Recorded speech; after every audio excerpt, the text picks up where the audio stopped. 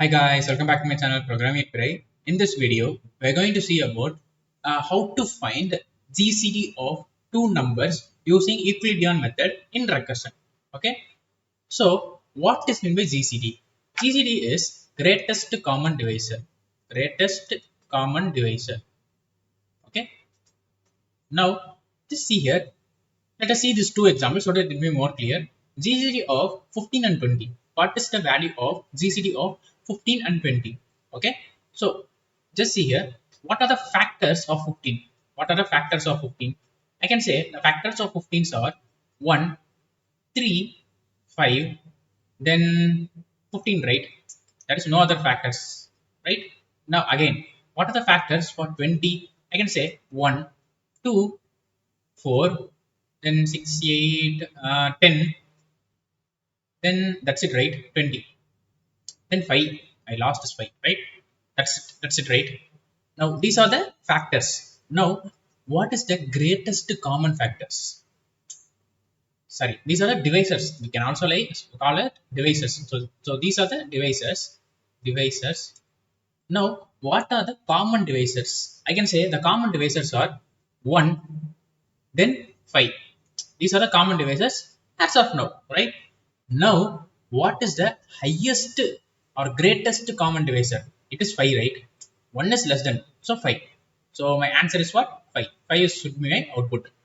Now let us see for this example also.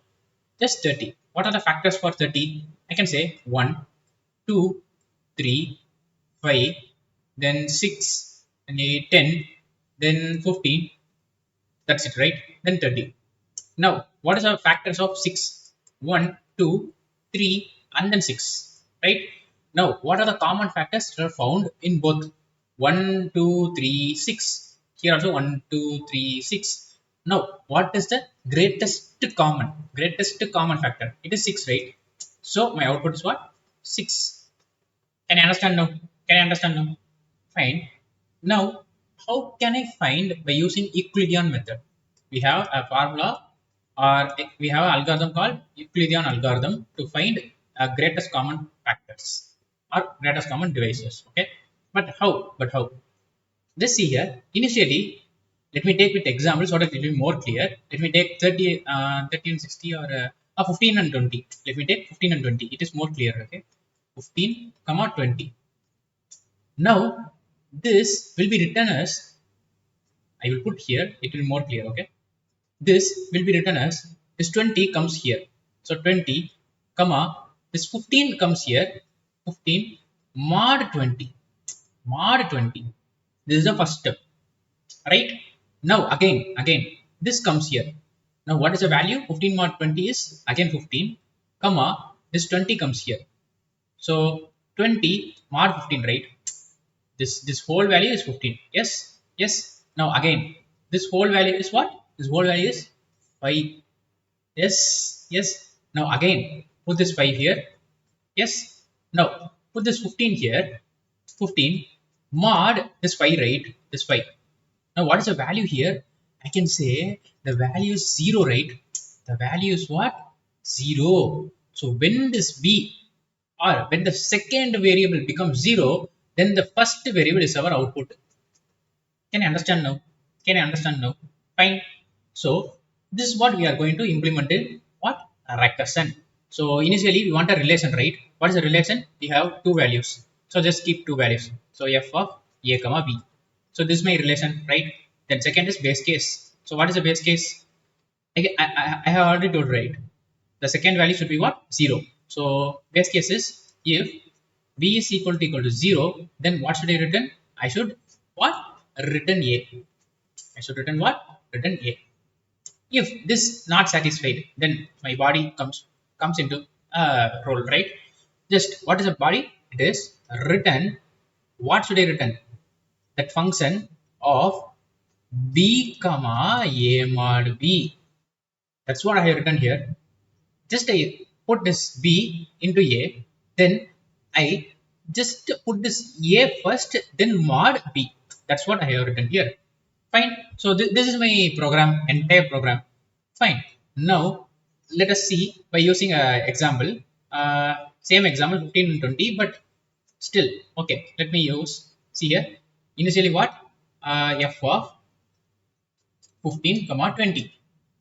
Now we are checking whether this b, this 20 is equal to 0. No, no, it is not equal to 0. Then we want to proceed like f of what, 20 comma 15 mod 20, which is equal to 15, right? Again, whether this is 0. No, no. So again we want to proceed how, f of 15 comma 20 mod 15 is 5. Okay, again this b is 0. No, no, no. So again proceed f of 5 comma 15 mod 5 is equal to 0. So now it is 0, right? Now we are attaining a base case, so it will return what, 0. So it return what, 0. Now this function, sorry, it return what, 5, because a is 5, right? A is 5, so it return 5. Now this function also return what, 5, because we are just returning that value, right? See here, we are returning what, f of b comma a mod 5, a mod b, right? So that's what we have written this 5 here. Then it also written what, 5. Now what is our output? Output will be 5. Can you understand now? Okay, now it's time to see the time complexity. Ah, here the time complexity and space complexity are same. What is it? It is O of min of, okay, sorry, log of min of a comma b. Okay, so this is what the space complexity and time complexity analysis. Fine. Now let us see the code. It is simple. Simple. Just see GCD of a comma b. Now if b is equal to 0, then I want to return a. If second value is equal to 0, then I want to return a, the first value. Return GCD of b comma a mod b. If it is not so, then return GCD of b comma a mod b. Then I want to print it.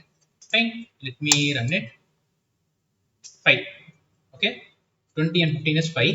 Now let us change like 3 and 7. Both are prime, right? What is the highest common factor? It is 1. See here, 1. Can I understand now? So this is what a simple method. It is so simple. Okay. Thank you.